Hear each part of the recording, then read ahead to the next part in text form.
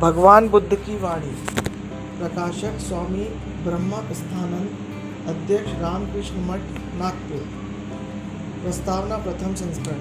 भगवान बुद्ध की वाणी यह हमारा नया प्रकाशन पाठकों के सम्मुख रखते हुए हमें बड़ी प्रसन्नता हो रही है। भगवान बुद्ध के उपदेश मानव जाति के लिए एक प्रकाश स्तंभ के समान है।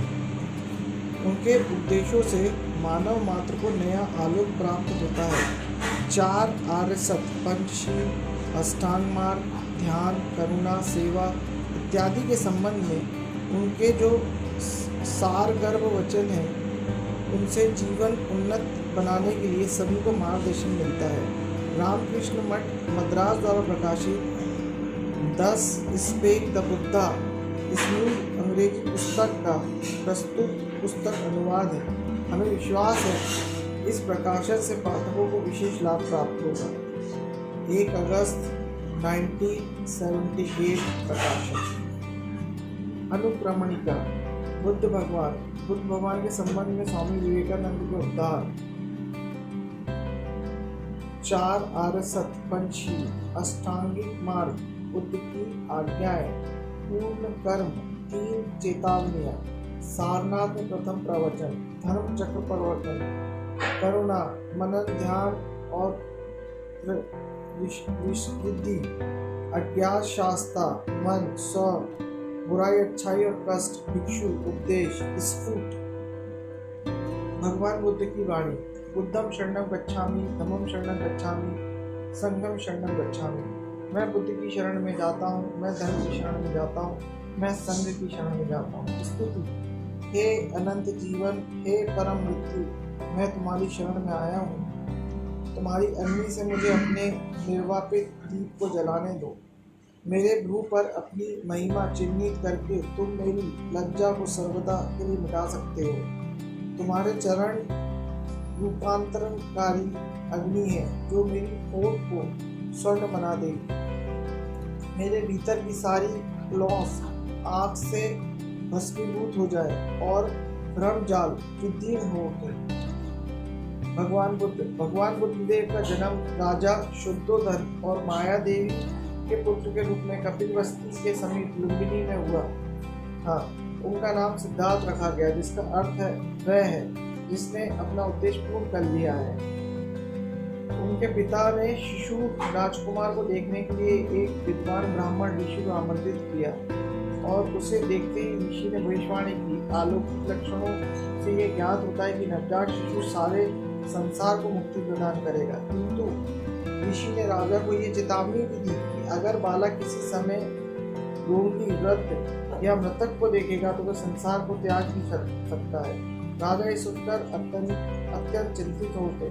उन्होंने अल्प अवस्था में ही सिद्धार्थ का विवाह कर दिया और उन्हें एक प्रकार का सुख भोग के समस्त साधनों से परिपूर्ण विलास उद्यान में बंदी भी बना लिया। पर अवश्याम्बी को कौन रोक सकता है?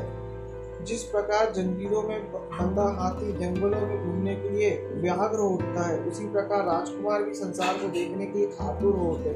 सारे पथ सजाए गए और सारा संसार उत्साह से भर गया। नगर का परिक्रमण करते हुए सिद्धार्थ ने एक बूढ़े को, एक रोगी को, एक मृतक को और अंत में एक सन्यासी को देख लिया। सिद्धार्थ को बताया गया कि प्रथम 3 दृश्य बिरले हैं, क्योंकि ये तो समस्त जीवित प्राणियों की अवश्याम्बी नियति है। इससे सिद्धार्थ अत्यंत विचलित हुए और गहन चिंतन में डूब गए। जब वे राजभवन वापस लौटे तब किसी ने उन्हें ये शुभ समाचार प्रदान किया कि उनकी पत्नी यशोधरा ने एक पुत्र को जन्म दिया है, उसका नाम राहुल रखा है। इस समाचार से प्रसन्न होने के बदले सिद्धार्थ ने विचार किया ये तो बंधन के ऊपर लदा बंधन है, और उन्होंने सत्य को खोने के लिए संसार का त्याग करने का निश्चय किया। उनका ये निश्चय तब कार्य रूप में परिणत हुआ जब उन्होंने अपनी अवतरण के प्रयोजन को पूर्ण करने के लिए सर्वस्व परित्याग करते हुए प्रवज्ञा ग्रहण कर ली और अरुविल बुद्ध गया पहुंचे और वहां एक वट वृक्ष के नीचे आत्मज्ञान प्राप्त करने का संकल्प लेकर आसीन हो गए। 6 वर्षों की कठिन साधना के उपरांत उन्हें चीर वांछित आत्मज्ञान प्राप्त हुआ और वे बोधिसत्व हो गए। तदुपरांत उन्होंने अपने नए संदेश का प्रचार करना आरंभ किया। बुद्ध ने वाराणसी के निकट सारनाथ में पहला उपदेश प्रदान किया। अपने महान संदेशों का पूरे 45 सालों तक प्रचार करते हुए तथा एक सुव्यवस्थित संघ की स्थापना के द्वारा उन्होंने अपने अवतरण के उद्देश्य को पूर्ण किया। तदुपरांत वैशाखी पूर्णिमा को 80 वर्ष की प्रौढ़ अवस्था में कुशीनगर में उनका महापरिनिर्वाण हुआ।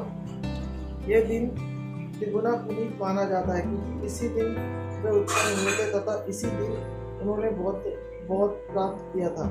भगवान बुद्ध ने महापरिनिर्वाण में कहा कि पहला वह स्थान जहाँ उन्होंने जन्म लिया अर्थात लुम्बिनी, दूसरा वह स्थान जहाँ स्वयं बौद्धत्व प्राप्त किया अर्थात बोध गया, तीसरा वह स्थान जहाँ उन्होंने धम्म चक्र प्रथम उपदेश दिया अर्थात सारनाथ या ऋषिपद,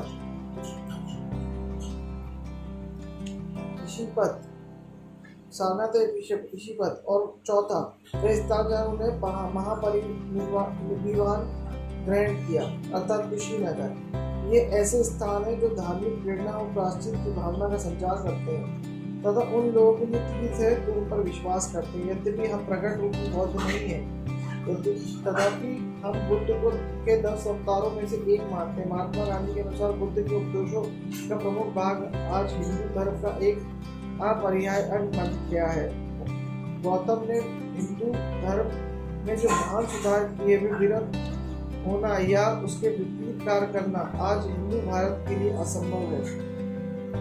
उन्होंने अपनी महान त्याग, अपनी महान वैराग्य तथा अपनी चरम पवित्रता के द्वारा हिंदू धर्म पर अमिष्ट छाप छोड़ी है तथा हिंदू धर्म इस महान उपदेष्टा का चिरंतन ऋणी है। गौतम हिंदू धर्म के सर्वोच्च तत्वों से परिपूर्ण थे तथा उन्होंने वेदों में गढ़े हुए उन कुछ उपदेशों को पुनर्जीवित कर दिया जो कचरे के साथ लिपटे हुए पड़े थे।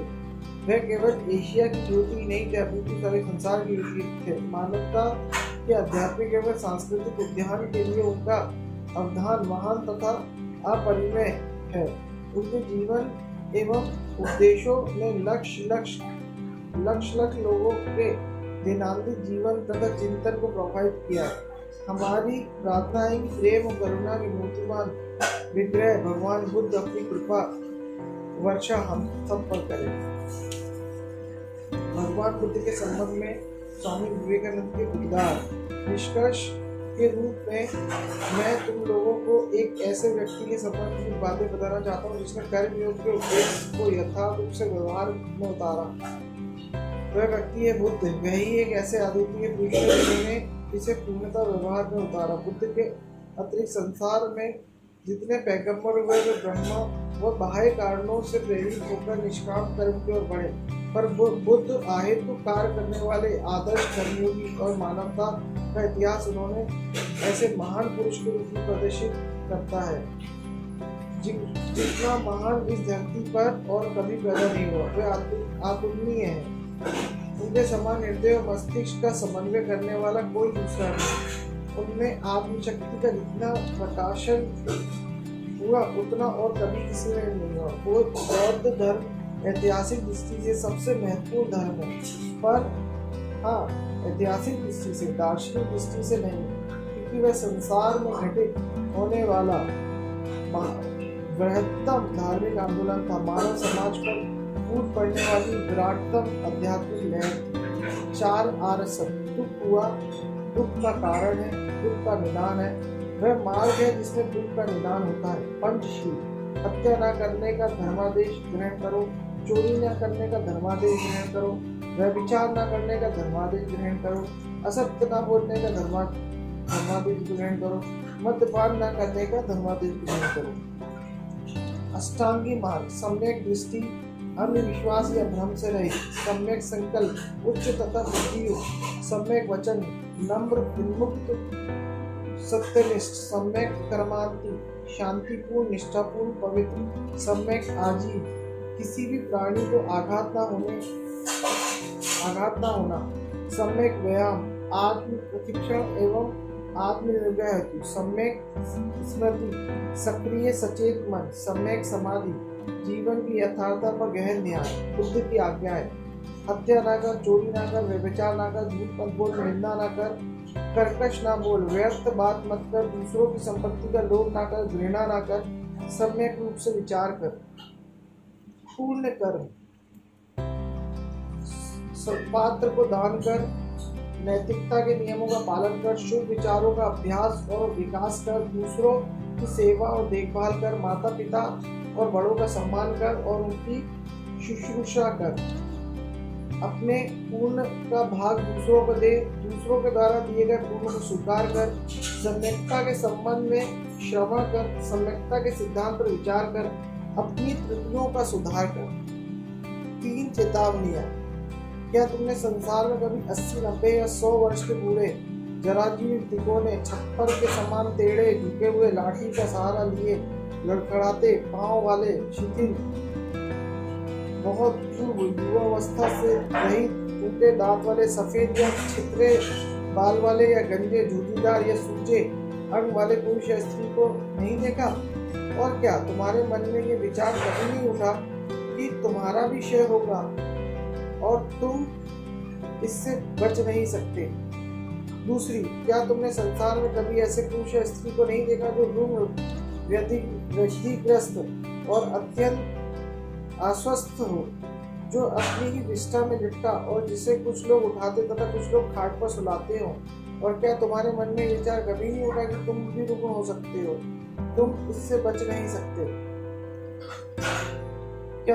तीसरा, क्या तुमने संसार में कभी किसी पुरुष या स्त्री के शव को मृत्यु के 2 या 3 दिन के बाद फूले हुए, काला तथा नीला हुए और विद्युत हुए नहीं देखा? और क्या तुम्हारे मन में ये विचार कभी नहीं उठा कि तुम भी मृत्यु को प्राप्त होगे और तुम इससे बच नहीं सकते? सारनाथ का प्रथम प्रवचन। 5 भिक्षुओं को संबोधित करते हुए भगवान ने कहा, तथाग्रस्त को उसके नाम से मत पुकारो, ना उसे मित्र ही कहो, क्योंकि वह बुद्ध है। बुद्ध करुणा पूर्ण हृदय के साथ समस्त प्राणियों के समान दृष्टि से देखता है और इसलिए वह उसे पिता कहते हैं। पिता का अनादर करना अनुचित है, उसका अब उसकी अवमानना करना पाप है। तथागत इच्छा के द्वारा निर्वाण की खोज नहीं करता, किंतु उस कारण तुम्हें यह भी नहीं सोचना चाहिए कि वह संसारिक सुखों में लीन है और ना कि वह प्रचुरता में ही जी रहा है। तथागत ने मध्यम मार्ग की प्राप्ति की है। जो व्यक्ति भ्रम से मुक्त नहीं, वह ना तो मछली छोड़ने से पवित्र हो सकता है, ना मांस छोड़ने से, ना नग्न घूमने से, ना मुंडी तोड़ने से, ना जटा धारण करने से, और ना ही वलकल पहनने से, ना भस्म रमाने से, और ना ही अग्नि के आहुति देने से। जिस व्यक्ति के भ्रम का नाश नहीं हुआ है, वह वेद पाठ से प्रवृत्तियों को दान करने या देवताओं को बलि देने से, उत्ताप या शीत के द्वारा आत्मपीड़न करने से और अमर होने के लिए किए जाने वाले इस प्रकार के अनेक कष्टमय विधानों से संपन्न करने से पवित्र नहीं हो सकता। मांस भक्षण से अपवित्रता का जन्म नहीं होता। प्रत्युत, क्रोध, प्रमाद, हठ, व्यभिचार, छल, ईर्ष्या, आत्म प्रशंसा, दूसरों की निंदा, उद्धता और अशुभ अभिप्रायों से अपवित्रता जन्म लेती है। हे भिक्षु, मैं तुम्हें उस मध्यम मार्ग की शिक्षा देता हूँ जो दोनों अतिवादों से रहित हो। कष्टों के द्वारा दुर्बल भक्त के मन में भ्रम और रुग्ण विचारों की उत्पत्ति होती है। उत्पीड़न से संसार ज्ञान की भी वृद्धि नहीं होती। संसारिक ज्ञान उत्पीड़न से संसारिक ज्ञान की वृद्धि नहीं होती। तब उससे भला इंद्रियों पर विजय कैसे प्राप्त किया सकती है? जो अपनी दीपक से जल भरता है वह अंधकार को दूर नहीं कर सकता। वे सड़ी लकड़ी से अग्नि उत्पन्न करना चाहते हैं, वे असफल ही होते हैं। शारीरिक पीड़न कष्टकारी, व्यर्थ और अलाभकर होता है, और यदि कोई व्यक्ति अपने कामग्नि को बुझाने में सफल नहीं हुआ तो वह एक कष्टग्रस्त जीवन बिताकर अहम भाव से कैसे मुक्त हो सकता है?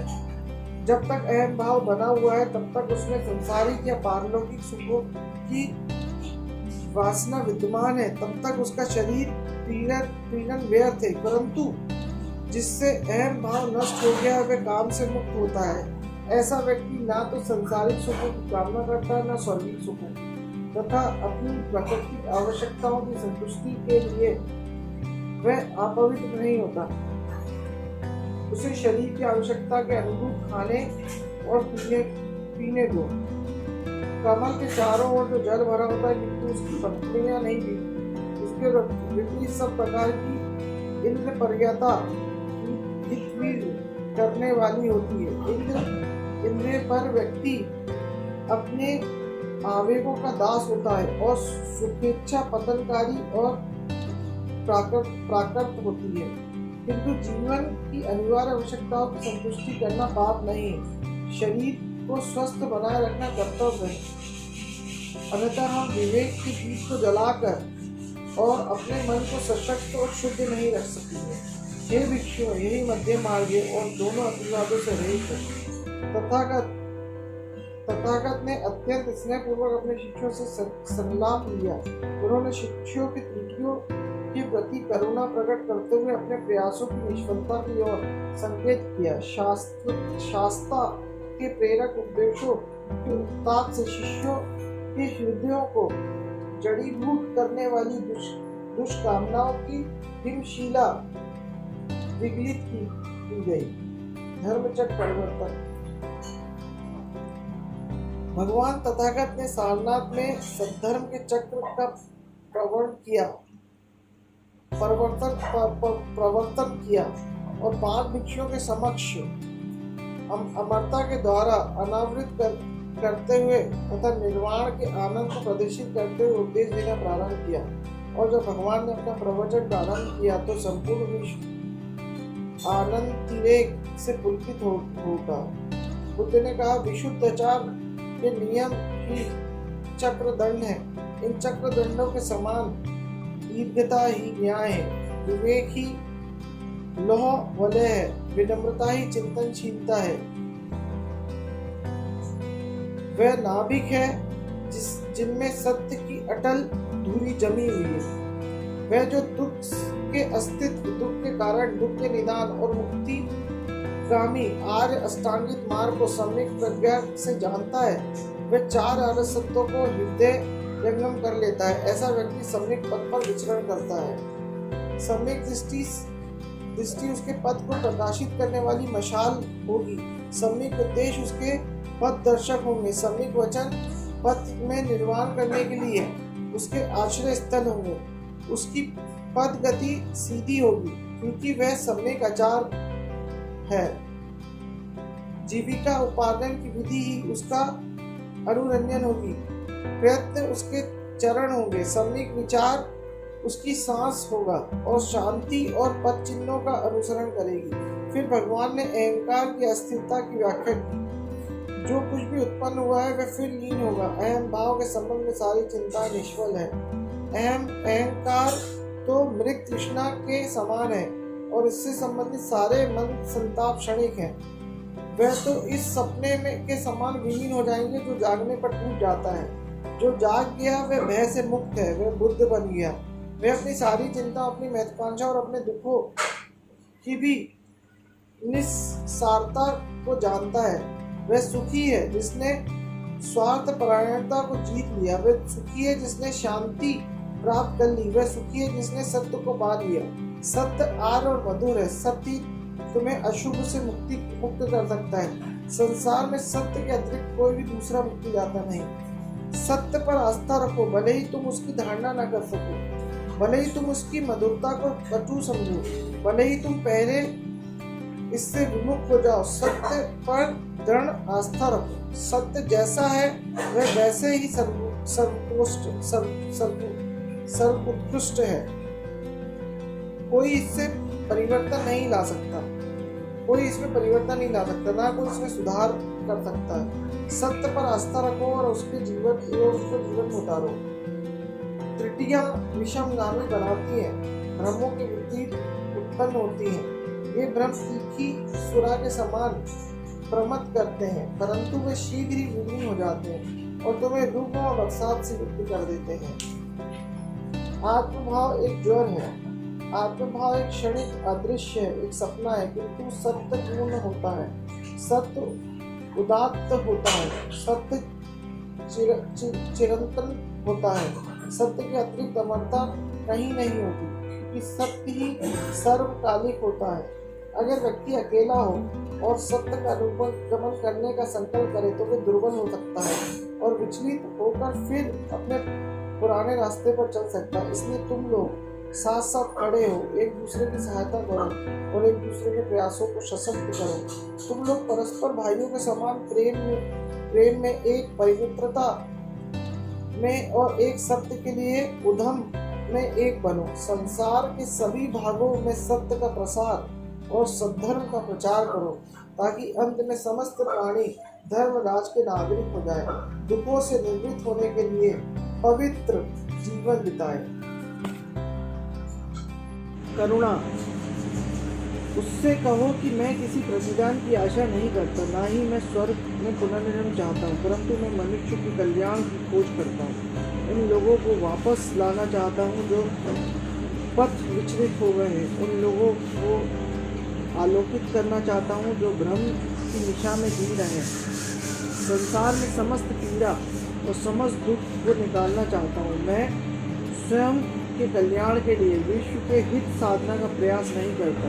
मैं हित से प्रेम करता हूँ, क्योंकि ये मेरी आकांक्षा है कि मैं प्राणी मात्र के आनंद के लिए कार्य करूँ। तुम्हारे कष्टों का कारण जो भी हो, पर दूसरों को आहत ना करो। कर्तव्य के पथ का अनुसरण कर अपने भाइयों के प्रति स्नेह प्रदर्शित कर और उन्हें कष्टों से मुक्त कर। जो भी प्राणियों को चोट पहुंचाए या उनका अहित करे, जिसके मन में किसी प्राणी के प्रति सहानुभूति ना हो, उसे जात्युच्युत के रूप में जानो। समस्त प्राणियों के प्रति कल्याण भावना ही सच्चा धर्म है। समस्त जीवित प्राणियों के प्रति अपने हृदय में अनंत कल्याण भावना का पल्लव करो। तुम्हारा उत्साह विचलित ना हो, तुम्हारे अधरों से कोई भी बुरा वचन ना निकले। तुम सदा परोपकारी बनो रहो। तुम्हारा हृदय प्रेम से परिपूर्ण तथा गुप्त द्वेष से रहित हो, और तुम इन दुष्कर्मियों को भी अपने प्रेमपूर्ण विचारों से उदार, गंभीर, सीमाहीन तथा क्रोध, घृणा और पूर्णता रहित विचारों से अल्पित कर दो। मेरे शिष्य, तुम्हें ये करना ही होगा। सद्धर्म के प्रमुख लक्षण है सद्निष्ठा, प्रेम, सत्यनिष्ठा, पवित्रता, अनुभूत की उदारता और दया। सभी प्राणी अनंत और अनंत की आकांक्षा करते हैं, इसलिए समस्त प्राणियों तक अपनी करुणा का प्रसार करो। इस संसार में घृणा को घृणा के द्वारा नहीं रोका जा सकता, मात्र प्रेम के द्वारा ही उसका निरोध होता है। ये सनातन नियम है। धैर्य के साथ सहनशीलता सबसे ऊंची तपस्या है। बुद्धों ने कहा है, निर्वाण सर्वोपरि है। वह विरागी नहीं है जो दूसरों को कष्ट देता है, ना ही वह तपस्वी ही है जो दूसरों का उत्पीड़न करता है। जो दूसरों को दुख पहुंचाकर स्वयं आनंद पाना चाहता है, वह घृणा से नहीं बच सकता, क्योंकि वह स्वयं को घृणा के पाशों में फंसा लेता है। उसे संपूर्ण संसार के प्रति सदिच्छा विकसित कर दो। एक ऐसे मन का विकास करो जो सीमातीत और बंधुत्वपूर्ण हो, और जो ईर्ष्या और घृणा से विरहित होकर नीचे से आर पार निर्दिष्ट रूप में परिव्यक्त हो जाए। जिस प्रकार एक माता अपने जीवन को भी दांव में लगाकर अपने एकमात्र पुत्र की रक्षा करती है, उसी प्रकार जिसने सत्य को जान लिया, उसे समस्त प्राणियों के मध्य अपनी सदिच्छा का परिमित विकास करने दो। उसे सारे संसार के प्रति ऊपर नीचे चारों ओर निर्दोष रूप से विभेदकारी और पक्षपात की भावना का मिश्रण किए बिना अपने सदिच्छा का विकास करना चाहिए। परोपकारी व्यक्ति से सभी प्रेम करते हैं, उसकी मित्रता को बहुगुण माना जाता है। मृत्यु के समय उसका हृदय आनंद से परिपूर्ण होकर विश्राम करता है, क्योंकि वह प्रायश्चित का दुख नहीं भोगता। उसे अपने पुरस्कार का विकसित फूल तथा परिपक्व फल प्राप्त होता है। इस तथ्य को समझना कठिन है कि अपना भोजन दूसरों को देकर हम अधिक बल प्राप्त करते हैं, दूसरों को वस्त्र देने से हमें अधिक सुंदरता की प्राप्ति होती है। पवित्रता और सत्य के प्रतिष्ठानों की स्थापना करने से हमें महान कोषों की प्राप्ति होती है। जिस प्रकार एक वीर योद्धा रण क्षेत्र में प्रस्थान करता है, उसी प्रकार एक व्यक्ति भी होता है जिसमें देने की क्षमता होती है। स्नेह और करुणा परिपूर्ण होकर वह श्रद्धा पूर्वक दान करता है तथा समस्त घृणा, इच्छा और क्रोध का परित्याग कर देता है। परोपकारी व्यक्ति मुक्ति के पद को पा लेता है और वह एक ऐसे व्यक्ति के समान होता है जो इसलिए विरवा लगता है ताकि आने वाले वर्षों में उसके लिए सुरक्षित रूप से आश्रय, फूल और फल प्राप्त हो सके। ठीक ऐसे ही फल परोपकार का भी होता है। ठीक ऐसा ही आनंद उससे प्राप्त होता है जो जरूरतमंद की सहायता करता है। ठीक ऐसा ही महान निर्वाण के संबंध में भी है। प्रेम का जो पाश तुम्हें अपने खोए हुए पुत्र के साथ बांधता है, वह समान तीव्रता के साथ तुम्हें अपने समस्त बंधुओं के साथ बांधे, और तब अपने पुत्र के स्थान पर तुम सिद्धार्थ से भी महान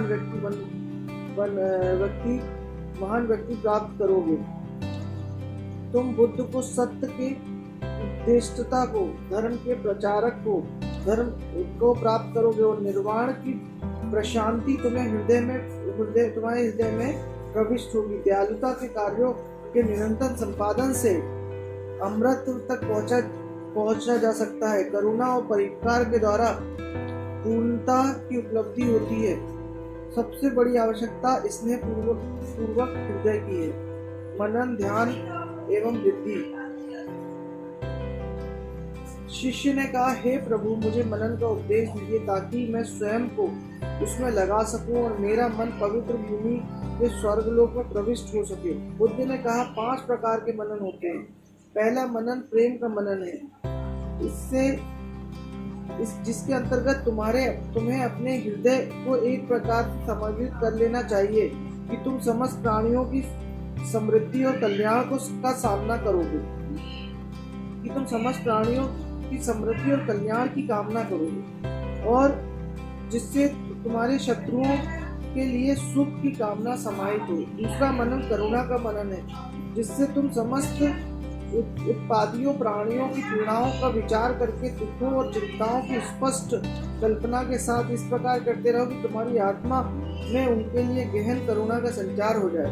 तीसरा मनन आनंद का मनन है, जिसमें तुम दूसरों की समृद्धि की आकांक्षा करते हो और होकर आनंदित होते हो। चौथा मनन अपवित्रता का मनन है, जिससे तुम व्यभिचार के दुष्परिणामों पर तथा पाप के रोगों के भाव पर विचार करते हो। प्रायः क्षण का सुख भी कितना शुद्र होता है तथा इसका परिणाम भी कैसे मर्मांतक होता है।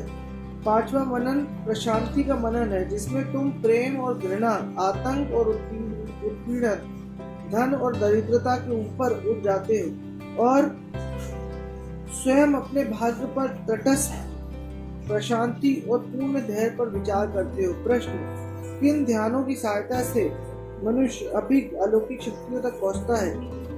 उत्तर, 4 प्रकार के ध्यान होते हैं। प्रथम ध्यान एकांत कहा जाता है, जिसमें तुम अपने मन को इंद्रियपरता से मुक्त कर लेना चाहिए।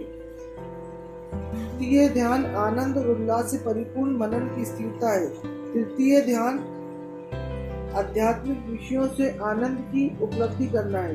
चौथा ध्यान पूर्ण पवित्रता और शांति की अवस्था है, जिसमें मन समस्त हर्ष और विषाद से भरे होते हैं। विनम्र बनो, अनुचित व्यवहारों का परित्याग करो, जो तुम्हारे मन को जड़ बना देता है। प्रश्न है, हे तथागत मेरे प्रभु, मुझे बुद्धि बाद जड़ पर मन का अधिकार अर्जित करने की विधि का उपदेश दीजिए।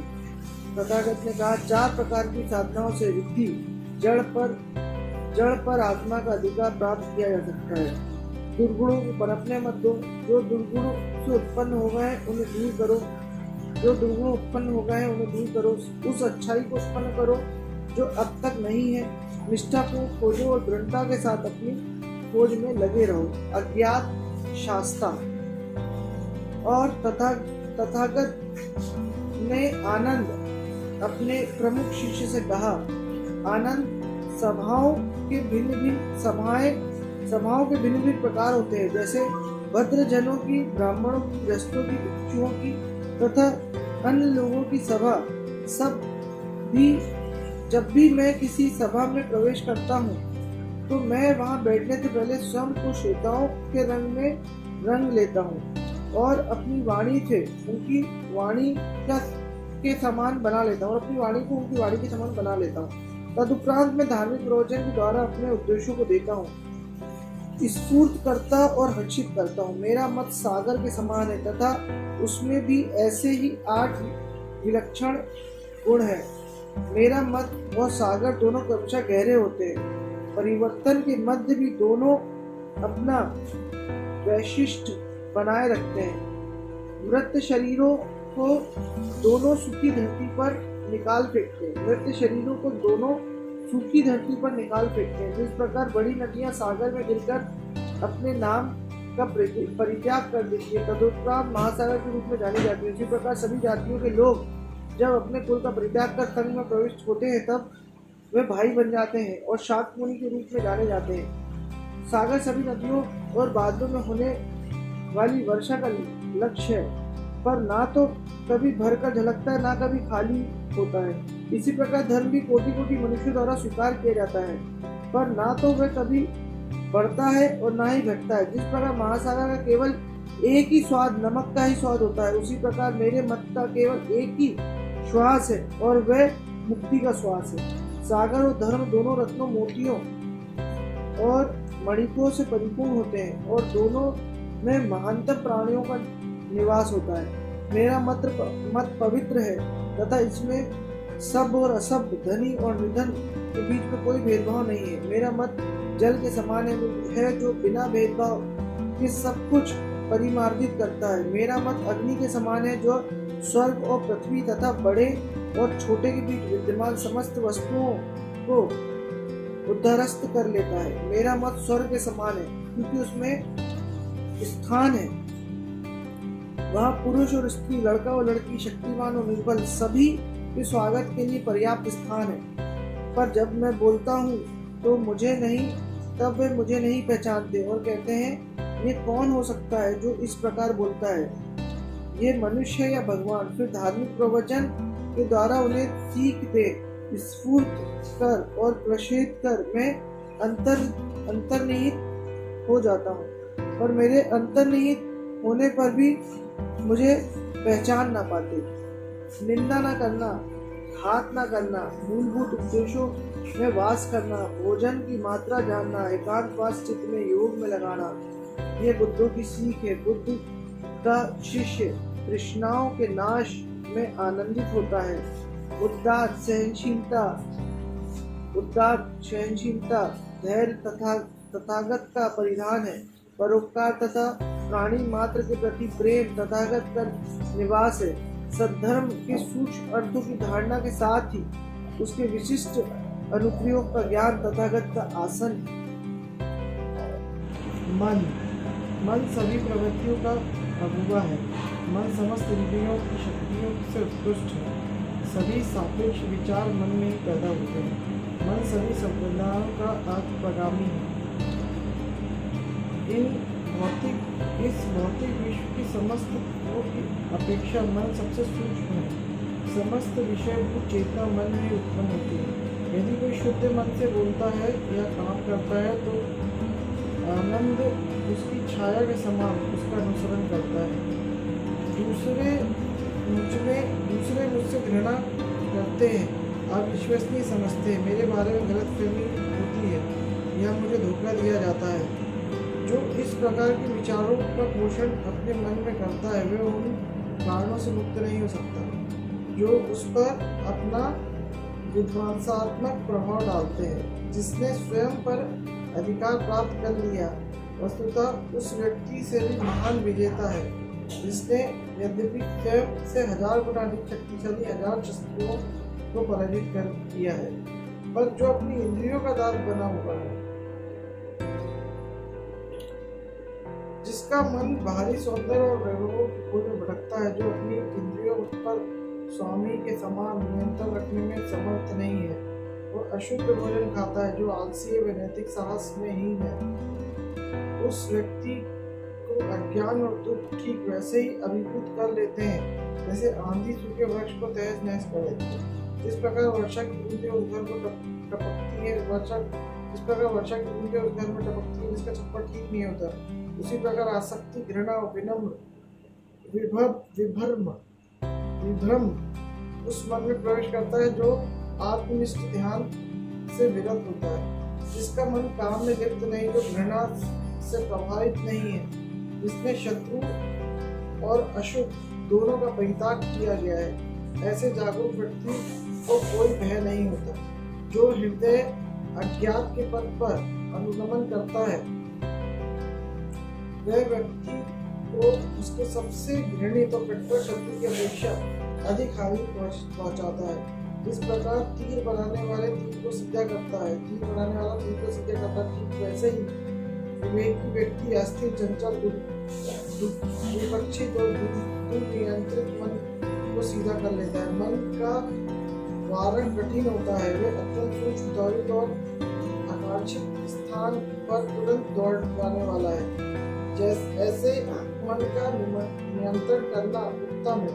संयमित मन आनंद को उत्पन्न करता है, जिसका मन स्थिर नहीं है, जो सद्धर्म से अवगत नहीं है, जिसकी आस्था चंचल है, ऐसे व्यक्ति की प्रज्ञा कभी पूर्ण नहीं होती। वह मन दुर्गामी, अकेला, विचरने वाला, अशरीरी और ग्रहशील चेतना का पीठ है। जो इसका संयम करते हैं वे ही काम के बंधन से मुक्त हो पाते हैं। जितनी भलाई माता पिता या दूसरे भाई बंधु नहीं कर सकते, उतनी अधिक भलाई ठीक मार्ग पर लगा हुआ चित्त करता है और वह व्यक्ति का उन्नत करता है। जितनी हानि शत्रु और वैरी नहीं करता, उतनी अधिक बुराई झूठे मार्ग पर लगा हुआ चित्त करता है। अनभ्यास ध्यान की पवित्रता है। अनभ्यास ध्यान की पवित्रता है। अस्वच्छता शरीर की अपवित्रता है। प्रमाद इंद्रियों की अपवित्रता है और चंचलता मन की अपवित्रता है। जो व्यक्ति जागृत है, जिसका मन तृष्णा से रहित है, उस व्यक्ति के लिए कोई भय नहीं। सभी प्रकार की बुराइयों से दूर रहना, सत्कर्मों में संपन्न करना, अपने मन को शुद्ध करना बुद्धों का मत है। मन का उन्नयन करो और दृढ़ संकल्प के साथ निष्ठा पूर्वक श्रद्धा की खोज करो। सदाचरण के नियमों का उल्लंघन मत करो। तुम्हारा आनंद बाहरी वस्तु पर आधारित ना होगा, तुम्हारे अपने मन पर निर्भर हो। इस प्रकार तुम यश युगों तक बना रहेगा, तुम्हारा यश युगों तक बना रहेगा और तुम तथागत के स्नेह पात्र होगे। वह व्यक्ति जो स्वयं के स्वभाव को जानता है और समझता है कि उसकी इंद्रियां कैसे कार्य करती हैं, वह मैं के लिए कोई अवकाश नहीं देता तथा इस प्रकार का वह आनंद शांति प्राप्त करता है। संसार में के चिंतन में लीन है और इसे मिथ्या बोध की सृष्टि होती है।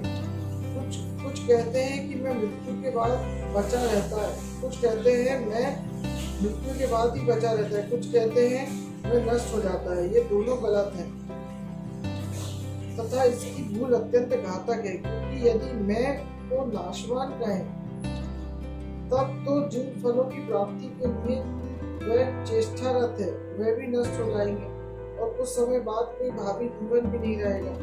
पाप पूर्ण स्वार्थ परायणता से ऐसी मुक्ति पूर्ण ही हुआ करती है। दूसरी ओर जब कुछ लोग ये कहते हैं कि मैं नष्ट नहीं होगा, तब तो जीवन और मृत्यु के बीच में केवल एक ही अस्तित्व अजन्मा और अमर होगा। अगर उसका मैं ऐसा है तो वह पूर्ण है तथा कर्मों के द्वारा पूर्ण को नहीं बनाया जा सकता। ये चिरंतन अविनाशी मैं कभी भी परिवर्तित नहीं होगा, स्वयं भगवान और स्वामी हो जाएगा तथा तब पूर्ण को पूर्ण बनाने से कोई लाभ नहीं होगा। नैतिक उद्देश्य और निर्माण अनावश्यक हो जाएंगे। पर हम अब सुख और दुख के चिन्हों का अवलोकन करते हैं। इसमें कहाँ संगति है?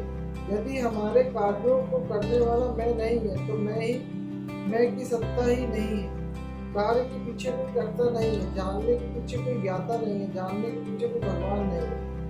अब ध्यान तो और सुनो, इंद्रिय विषयों से मिलती है, इंद्रियां विषयों से मिलती है और उनके संपर्क से संवेदना का जन्म होता है और स्मृति पैदा होती है। अतः जैसे आतिशी शीशे के माध्यम से सूर्य की शक्ति अग्नि के रूप में प्रकट होती है, वैसी इंद्रियां और विषय के उत्पन्न ज्ञान से उस विधाता का जन्म होता है जिसे तुम स्व कहते हो। अंकुर बीज में उत्पन्न होता है, बीज अंकुर से नहीं। अंकुर बीज से उत्पन्न होता है, बीज अंकुर नहीं है। दोनों एक और समान नहीं है, फिर वे भिन्न भी नहीं है। इस प्रकार प्राणी जीवन का जन्म होता है। तुम जो मैं के दास हो, जो प्रातः काल से रात्रि पर्यंत स्वयं की सेवा में खटते रहते हो, जो जन्म, वार्धक्य, रुग्णता और मृत्यु के निरंतर भय में जीवन यापन करते हो, वह सुसमाचार सुनो कि तुम्हारे क्रूर स्वामी का कोई अस्तित्व नहीं है।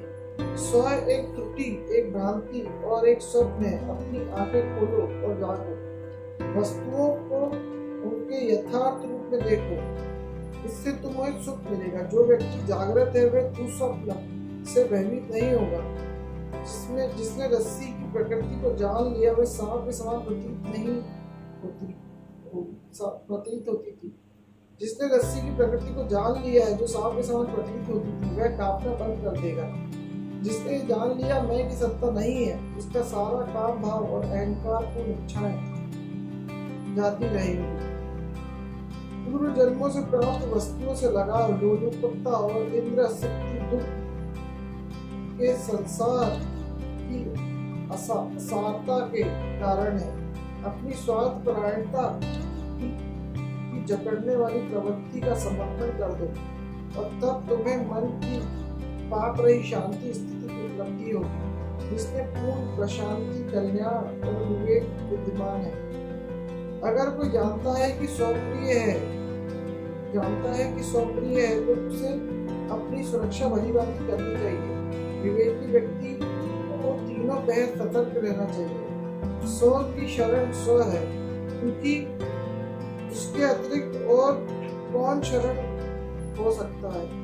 एक पूर्ण श्रमिक स्वयं के द्वारा व्यक्ति ऐसी शरण प्राप्त करता है जिसे 12 गड्ढे में स्वयं के द्वारा बुराई की जाती है। वह स्वयं जात तथा स्वयं हेतु बुराई सारे संसार को कठोर हीरे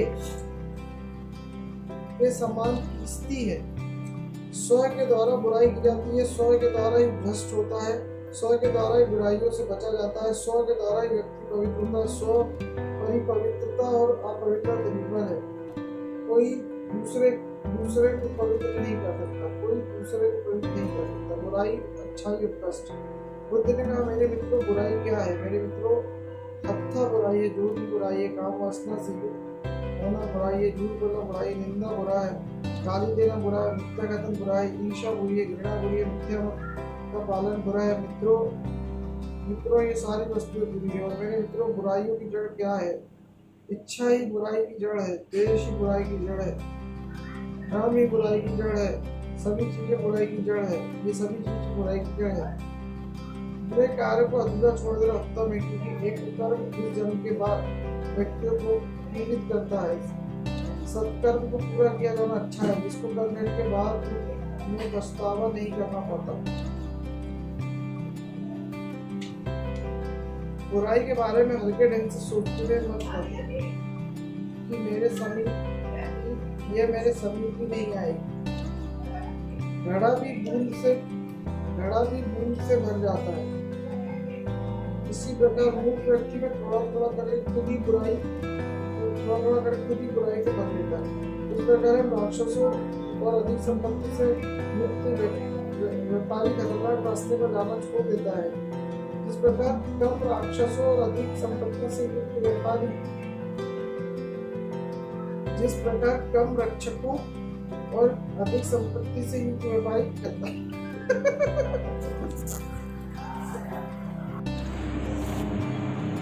बुराई के बारे में हल्के ढंग से सोचते हुए ये मत कहो कि ये मेरे समीप तक नहीं आएगी। एक घड़ा भी बूंद से भर जाता है। इसी प्रकार मूर्ख व्यक्ति भी थोड़ा करके खुद को बुराई से भर लेता है। जिस प्रकार कम रक्षकों और अधिक संपत्ति से युक्त व्यापारी खतरनाक रास्ते से जाना छोड़ देता है, या जिस प्रकार जीने की इच्छा रखने वाला व्यक्ति विष से बचता है, उसी प्रकार व्यक्ति को बुराई से बचना चाहिए। ना तो आकाश में, ना सागर के मध्य में, और ना ही पर्वत की गुफा में घुसने से पृथ्वी का ये स्थल प्राप्त हो सकता है जहाँ निवास करने वाले व्यक्ति दुष्कर्म के परिणामों से बच सके। प्राणियों के सारे कर्म 10 बुराइयों से दूषित हो जाते हैं, और यदि इन 10 बुराइयों को दूर रखा जाए तो वे अच्छे बन जाते हैं। इनमें 3 बुराइयाँ शरीर की हैं, और 4 जीव की और 3 मन की। शरीर की बुराइयाँ हत्या, चोरी और व्यभिचार, झूठ बोलना, निंदा करना, गाली देना, बकवास करना। जीव की बुराइयाँ लालच, द्वेष और रुचि। मन की बुराइयाँ हैं। मैं तुम्हें 10 बुराइयों से बचने की सीख देता हूँ। हत्या मत करो, बल्कि जीवन का सम्मान करो। चोरी मत करो, ना लूटपाट करो, परंतु प्रत्येक व्यक्ति को उसके परिश्रम से प्राप्त फल स्वामी बनने में सहायता करो। आप पवित्रता से दूर रहो तथा ब्रह्मचारों से पूर्ण जीवन व्यतीत करो। झूठ मत बोलो, सत्यवादी बनो, बिना भय किए स्नेहपूर्ण हृदय से विवेक के साथ सच बोलो। बुरी खबरों का आविष्कार मत करो, ना ही उन्हें फैलाओ। छिद्रेश्वर मत करो, बल्कि अपने साथियों के शुभ पक्ष का अवलोकन करो, ताकि तुम्हें निष्ठापूर्ण उनके शत्रुओं से रक्षा कर सके। शपथ ना लो, ना चारुता और मर्यादा के साथ बोलो। बकवास में समय ना गवाओ, पर काम में लगे रहो या चुप रहो। लालच ना करो, ना द्वेष करो, बल्कि दूसरे लोगों के सौभाग्य पर हर्षित हो। अपने हृदय को इच्छा से मुक्त करो, उनसे शत्रुओं के प्रति भेदभाव ना रखो, और अपने शत्रुओं के प्रति भेदभाव ना रखो, बल्कि समस्त प्राणियों को स्नेह भाव के साथ अपनाओ। अपने मन को अज्ञान से मुक्त करो और सत्य को सीखने के लिए जिज्ञासु बनो। विशेषकर यह एक बात अति आवश्यक है, अन्यथा तुम नास्तिकता या भूल के शिकार हो सकते हो। यदि कोई व्यक्ति पाप करता है और तो उसे पुनः पाप करने दो, उसे पाप में आनंद ना लेने दो। बुराई का परिणाम पीड़ा होता है। मनुष्य प्रेम के द्वारा क्रोध को जीते, भूलने के द्वारा पाप को हराए, औदार्य से लोभी को पराजित करे तथा सच्चाई से झूठे को जीते। यदि व्यक्ति पाप भावना के साथ बोलता या कार्य करता है, तो पीड़ा उसका पीछा ठीक वैसे ही करती है जैसे चक्का गाड़ी को खींचने वाला बैल के पैरों का अनुसरण करता है। हम अपने विचारों को परखें ताकि हम पाप ना करें, क्योंकि हम जैसा करेंगे वैसा करेंगे। पापी व्यक्ति को पाप मधुर रस के समान मीठा लगता है। जो मूर्ख अपनी मूर्खता से परिचित है वह वहाँ तक तो बुद्धिमान है, किंतु जो मूर्ख अपने को बुद्धिमान समझता है वह वस्तुतः मूर्ख होता है। प्रश्न: कष्टों की समाप्ति का रास्ता कौन सा है? उत्तर: ये 8 अष्टांगिक मार्ग है जो दुखों से मुक्त करता है। प्रश्न: फिर अच्छा क्या है? उत्तर: चोरी से बचना अच्छा है, इंद्रियपरता से बचना अच्छा है, झूठ से बचना अच्छा है, निंदा से बचना अच्छा है, कठोरता का दमन अच्छा है, बकवास से बचना अच्छा है, समस्त ईर्ष्या को निकाल देना अच्छा है, और देश का निराकरण करना अच्छा है, सत्यनिष्ठ होना अच्छा है। ये सभी अच्छी बात है। प्रश्न: और मेरे मित्रों, अच्छाई का मूल क्या है? उत्तर: इच्छा से मुक्ति अच्छाई का मूल है, द्वेष से मुक्ति भ्रम से मुक्ति है। मेरे मित्रों, ये वस्तुएं अच्छाई का मूल है। प्रश्न: हे भाई, फिर दुख क्या है? उत्तर: जन्म दुख है, वार्धक्य दुख है, रोग दुख है, शोक और विपत्ति दुख है, विपदा और निराशा दुख है, कुत्सित वस्तुओं के साथ संलग्न दुख है, हम जिससे प्रेम करते हैं उसकी हानि और जिसकी हम महत्वाकांक्षा करते हैं उसे पाने में विफलता दुख है। हे भाई, ये सारी चीजें दुख है। प्रश्न: और दुख का उद्गम कौन सा है? उत्तर: काम, वासना, जिज्ञासा, जो सर्वत्र सुख की कामना करते हैं तथा निरंतर पुनर्जन्म के कारण होते हैं। दुख का उद्गम है इंद्रिय शक्ति, इच्छा, स्वार्थ परायणता से सारी वस्तुएं है भाइयों, दुख का उद्गम है। प्रश्न, दुखों के नाश का पथ कौन सा है? उत्तर, ये 8 अष्टांगिक मार्ग ही दुखों के नाश की ओर ले जाता है।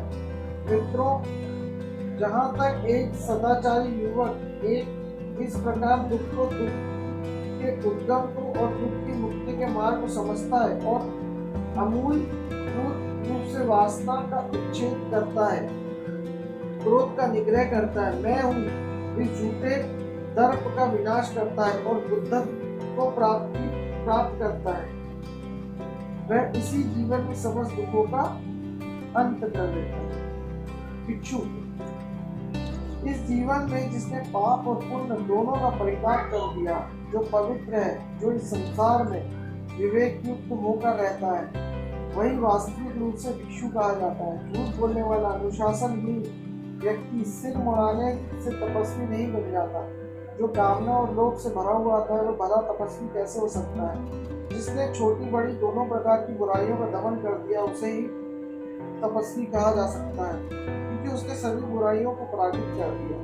जो आलसी और अज्ञानी है, वह केवल चुप रहकर साधु नहीं बन सकता, परंतु जो विद्वान पुरुष तराजू में तोले जाने के समान उत्तम को स्वीकार करता है और बुराइयों का परित्याग करता है, वही साधु है।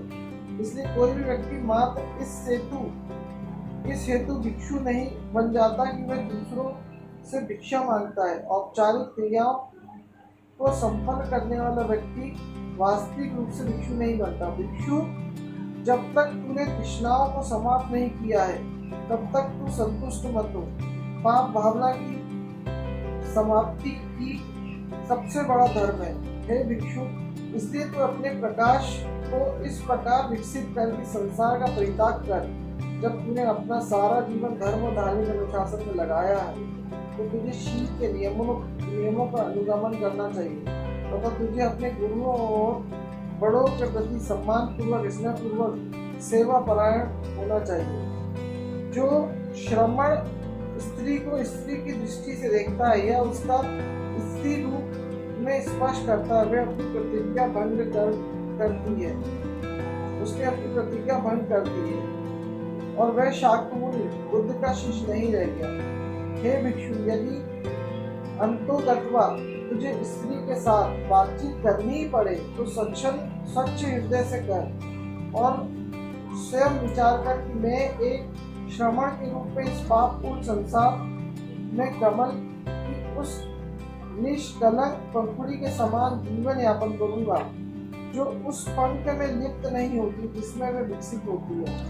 यदि स्त्री वृद्धा हो तो उसे अपनी माता समझ, यदि युवा हो तो बहन, यदि वह छोटी हो तो अपनी पुत्री मान। पुरुषों में काम की शक्ति अत्यधिक होती है तथा उससे पूरी तरह से भयभीत हो जाना चाहिए। इसलिए निष्ठापूर्ण अध्यवसाय और शराग्र के समान तीक्ष्ण विवेक जीवन में लाने का व्रत हो। हे भिक्षु, तो अपना सिर सम्यक विचारों के शीर्षण में से ढक ले तथा दृढ़ संकल्प लेकर 5 कामनाओं के विरुद्ध युद्ध कर। जब व्यक्ति स्त्री के सौंदर्य से भ्रमित हो जाता है और मन चौंधिया जाता है, तब काम मनुष्य के हृदय पर बादलों के समान छा जाता है। अपने भीतर पाश्विक विचार जगाने या स्त्री की और वासनापूर्ण इच्छा को देखने की अपेक्षा प्रगत लोग शलाका आंखों को निकाल फेंकना अधिक अच्छा है। शरीर का संयम अच्छा है, वाणी का संयम अच्छा है, मन का संयम अच्छा है, सर्वत्र संयम अच्छा है। जो सन्यासी सभी में संयम करता है, वह समस्त प्रकार के दुखों से मुक्त हो जाता है। वह व्यक्ति जिसके हाथ पैर वाणी और मस्तिष्क संयमित है, वह व्यक्ति जिसे ध्यान में आनंद आता है और जो प्रशांत है, वह व्यक्ति जो एकाकी और आत्मतुष्ट है, उसे भी भिक्षु कहते हैं। जिसका शरीर और मन के प्रति किसी भी प्रकार का मैं और मुझे का भाव नहीं है, उसके लिए शोक नहीं करता। जो उसके पास नहीं है वही विस्तृत भिक्षु कहलाता है। जो भिक्षु एकांत स्थान में वास करता है, जिसने अपने मन को स्थिर कर लिया है, जो धर्म को स्पष्ट रूप से देखता है, वह मनुष्य से परे आनंद का उपयोग करता है। उसे अपने मार्ग में अपनत्व गुण का तथा व्यवहार में परिमार्जित होने दो। आनंद से भरकर वह दुख को समाप्त कर देगा। जिस प्रकार चंपक की लता अपने मुरझाए हुए फूलों को बिखरा देती है, वैसे ही है भिक्षुओं, तुम्हें काम और द्वेष के समग्र रूपों से बिखरा देना है। जो भिक्षु अत्यंत अल्पावस्था में बुद्ध के उपदेशों में स्वयं ही को समर्पित कर देता है, वह इस संसार को ठीक वैसे ही आलोकित करता है जैसे बादलों से मुक्त चंद्रमा। जैसे कुश को गलत ढंग से पकड़ने से हथेली कट जाती है, उसी प्रकार यदि वीतरागी जीवन त्रुटिपूर्ण ढंग से बिताया जाए तो वह व्यक्ति को नरक में धकेल देता है। वह साधु जो हानि रहित है, जिसका शरीर सदैव संयमित है, मृत्युहीन स्थिति को प्राप्त करते हैं, जहाँ जाकर वे कभी शोक नहीं करते। उपदेशक तथागत अपने शिष्यों से कहा, जब मेरा तिरोधान हो जाए और मैं तुमको फिर संबोधित ना कर सकूं और धार्मिक प्रवचनों के द्वारा तुम्हें मन को उन्नत ना कर सकूं, तब तुम मेरे स्थान पर सत्य का उपदेश देने के लिए कुल और शिक्षा में अच्छे व्यक्तियों का चुनाव कर लेना और उन व्यक्तियों को तथागत तथा परिधान धारण करने देना। उन्हें तथागत के निवास में प्रवेश करने तथा तथागत के आसन पर आसीन होने देना। अलौकिक सहिष्णुता और धैर्य तथागत का परिधान है। परोपकार और सर्वभूमों के प्रति प्रेम ही उसका आवास है। सद्धर्म के विशेष अनुपयोग की धारणा ही तथागत का आसन है। उपदेशक को संकोच रहित मन से सत्य का प्रतिपादन करना चाहिए। उसमें प्रवर्तक की शक्ति होना चाहिए जो सद्गुण और अपने संकल्प के प्रति दृढ़ निष्ठा पर आधारित हो। उपदेशक को अपने उचित दायरे में रहना चाहिए और अपनी गतिविधियों में नियमित होना चाहिए। उसे अपने मिथ्या अहंकार को तुष्ट करने के लिए बड़े लोगों की संगति नहीं खोजनी चाहिए।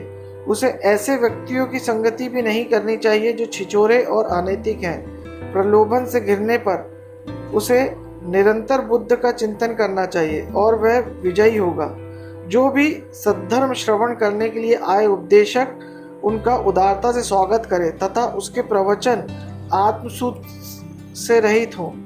उपदेशक को ना तो दूसरे का छिद्रवेशन करना चाहिए, ना उसे अन्य उपदेशकों की निंदा करना चाहिए, ना मिथ्यापवाद करना चाहिए, ना ही कटु शब्दों का व्यवहार करना चाहिए। वह भत्सना करने का आचरण की निंदा करने के लिए अन्य शिष्यों के नामों का उल्लेख ना करे। उपदेशक को स्फूर्ति और उल्लास आशा से परिपूर्ण होना चाहिए। उसे कभी थकना नहीं चाहिए और कभी अंतिम सफलता से निराश नहीं होना चाहिए। उसे झगड़ालू विवादों में हर्षित नहीं होना चाहिए, न उसे अपनी प्रतिभा की उच्चता सिद्ध करने के लिए विरोधाभासों में ही पड़ना चाहिए। प्रत्युत उसे शिखर एवं शांत होना चाहिए। उसके हृदय में कभी भी उग्र विचार ना रहे और उसे समस्त प्राणियों के प्रति परोपकार की प्रवृत्ति का परित्याग कभी नहीं करना चाहिए। जब तक लोग सत्य वचनों की ओर ध्यान न दें, तब तक उपदेशक को ये जानना चाहिए कि उसे अपने हृदयों में अधिक गहराई तक पहुंचना होगा। परंतु जब वह उसके शब्दों पर ध्यान देने लगे तो उसे आशा करनी चाहिए कि शीघ्र ही वह बोध को प्राप्त करेंगे।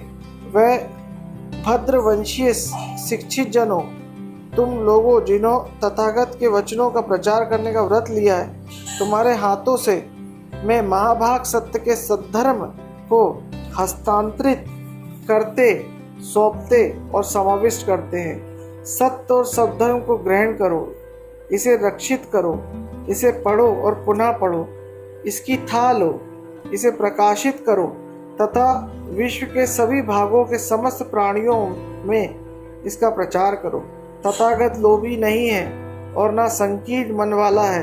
उन सभी लोगों को पूर्ण बुद्ध ज्ञान प्राप्त करने के लिए सहमत है जो उसे ग्रहण करना चाहते हैं। तुम उसके समान बनो और सत्य को मुक्त हस्त से प्रदान करने, प्रदर्शित करने और अर्पित करने में उसके उदाहरण का अनुकरण करो। धर्म के कल्याणकारी और प्रशांतिदायी वचनों को सुनने की इच्छा करने वाले श्रोताओं, तुम चारों ओर एकत्रित हो जाओ। अविश्वासियों को सत्य को ग्रहण करने के लिए जागृत करो। उन्हें हर्ष एवं उल्लास से परिपूर्ण कर दो। उन्हें उत्प्रेरित करो, उन्हें उपदेश दो और उन्हें तब तक ऊंचे से ऊंचा उठाओ जब तक वह सत्य को उसके समस्त वैभव और अनंत गरिमा के साथ आमने सामने ना देख लें। हजारों निरर्थक शब्दों की अपेक्षा वह एक उपयोगी वाक्य उत्तम है, जिसे सुनने से व्यक्ति को शांति प्राप्त होती है। अच्छा व्यक्ति सब कुछ त्याग देता है। साधु इच्छा से प्रेरित होकर नहीं बोलता। सुख या दुख से प्रभावित होकर विवेकी व्यक्ति ना तो हर्ष प्रकट करता और ना ही विषाद। स्फुट स्वप्न से जाग और व्यर्थ कल्पेश मत कर। तू अपना मन सत्य की ओर अनावृत कर, धर्माचरण कर, तू परम निर्वाण को पा लेगा। जो भी आर्य अष्टांगिक मार्ग पर चलते हैं, उनमें से प्रत्येक धार्मिक जीवन के आनंद को प्राप्ति कर सकता है। जो धन से लिपटा हुआ, उसके लिए यही अच्छा है कि अपने हृदय को उससे विषाक्त करने के बदले उसका परित्याग कर दे। परंतु जो धन से लिपटा हुआ नहीं है और उसके पास संपदा है तथा जो उसका सम्यक उपयोग करता है, वह अपने सहगामी बंधुओं के लिए वरदान स्वरूप हो जाएगा। मैं तुझसे कहता हूँ कि तू जीवन में अपने व्यवसाय में स्थित रहे, अपने कर्म को परिश्रम पूर्वक संपन्न कर। जीवन, धन और शक्ति पुरुष को नहीं बांधते, बल्कि जीवन, धन और शक्ति के प्रति आसक्ति ही उसे बांध लेती है।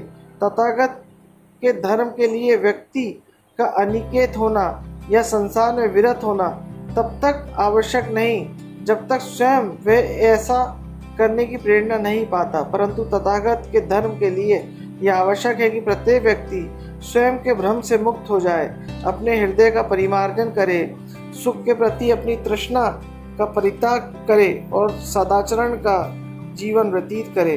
हमारे शुभ और अशुभ कर्म छाया के समान हमारा अनुसरण करते हैं। वे सब जो विवेकी हैं, शरीर के सुखों की अवहेलना करते हैं, वे काम की उपेक्षा करते हैं तथा अपने आध्यात्मिक अस्तित्व को विकसित करने की चेष्टा करते हैं। अगर वृक्ष प्रचंड ज्वाला से जल रहा हो तो उसमें पक्षी कैसे बसेरा करेगा? जहाँ वासना जीवित है, वहाँ सत्य का निवास नहीं हो सकता। काम का ज्वर सबके लिए भयानक होता है। वह संसार को बहा ले जाता है और जो इसके भंवर में फंस गया, उसके लिए कोई बचाव नहीं। किंतु विवेकी एक छोटी नौका है, लेकिन विवेक एक छोटी नौका है तथा चिंतन पतवार है। धर्म का सिंहनाद तुम्हें मार शत्रु के प्रहर से मुक्त होने के लिए पुकार रहा है। चूंकि अपने कर्मों के फल से बचना असंभव है, इसलिए हम सत्कर्म करें, सदाचरण करें, बुद्धिमत्ता के द्वारा अपनी वास्तविक गुरुता का प्रकाशन करो, संसारिक वस्तुओं का निस्सारता पर गहन चिंतन करो और जीवन की अस्थिरता को समझ जाओ। दूसरों का दोष देखना आसान है, किंतु अपना दोष देखना कठिन है। व्यक्ति अपने पड़ोसी के दोषों को तो भूसे की तरह उड़ाता फिरता है, पर अपने दोषों को वह वैसे ही ढक देता है जैसे एक धोखेबाज झूठे प्यासों को जुआरी से छुपाता है। दोनों पक्षों की धैर्यपूर्वक सुनो। जो व्यक्ति दोनों पक्षों को तोलता है उसे मुनि कहा जाता है। जब दोनों पक्ष अपने मामले प्रस्तुत कर देते हैं, तब संघ को समझौता संपन्न करने दो और एकता की स्थापना की घोषणा करने दो। क्रोध में उच्चारित शब्द सबसे तीक्ष्ण तलवार है। लोलुपता सबसे घातक विष। वासना प्रचंड अग्नि है। अज्ञानता गहनतम रात्रि। अज्ञान से संसार ध्वस्त होता है। ईर्ष्या और सर्वप्राण मैत्री को तोड़ती है। द्वेष सर्वाधिक तीव्र ज्वर है और बुद्ध उत्कृष्टतम वैद्य है। जो दुष्ट व्यक्ति एक सज्जन का अपमान करता है, वह उसके समान है जो ऊपर देखता है और आकाश पर थूकता है। थूक से आकाश दूषित नहीं होता, बल्कि वापस आकर वो उसी को दूषित कर देता है। कोई व्यक्ति किसी को धोखा ना दे, दूसरे की अवमानना न करे, क्रोध का उग्रता में भरकर किसी की हानि करने की इच्छा न करे। जिसका काम भाव नष्ट हो गया वो अहंकार से मुक्त है। जिसने वासनाओं के सभी पथों पर विजय पाई वह शांत, पूर्णतः सुखी और दृढ़ मन वाला होता है। ऐसा व्यक्ति संसार में सम्यक रूप से विचरण करता है। जो श्रद्धा और सद्गुणों से परिपूर्ण है, जो प्रतिष्ठित और संपन्न है, वह वहाँ भी भ्रमण करता है, उसे सर्वत्र सम्मान मिलता है। जिस प्रकार स्वास्थ्य एवं दृढ़ जड़ों वाले वृक्ष को काट डालने पर वह पुनः बढ़ने लगता है, उसी प्रकार जब तक प्रचंड तृष्णा को निर्मूल नहीं किया जाता तब तक दुख बार बार पल्लवित होता है। इस संसार में जो भी इस क्षुद्र उद्दंड तृष्णा को पराजित करता है उससे दुख ठीक वैसे ही विलग हो जाता है जैसे कमल पत्र में जल की बूंदें। तुम्हें स्वयं चेष्टा करनी होगी। तथागत जो मात्र शिक्षा के जो ध्यानी व्यक्ति मार्ग में प्रवेश करते हैं वह मार्ग के पशुओं से युक्त हो जाते हैं। जिस प्रकार जंग लोहे में उत्पन्न होते हुए भी पैदा होते ही लोहे को खा जाती है, वैसे ही पापी व्यक्ति अपने कर्म ही उसकी दुर्गति की ओर ले जाते हैं। ऐसा व्यक्ति ना तो हुआ था, ना होगा और ना है, जो पूरी तरीके से निंदित ना हो या पूर्णतः प्रशंसित ना हो। स्वास्थ्य उच्चतम लाभ है, संतोष महत्तम संपदा, गोपनीय उत्कृष्टतम रिश्तेदार है, निब्बाण निर्वाण उच्युत आनंद है।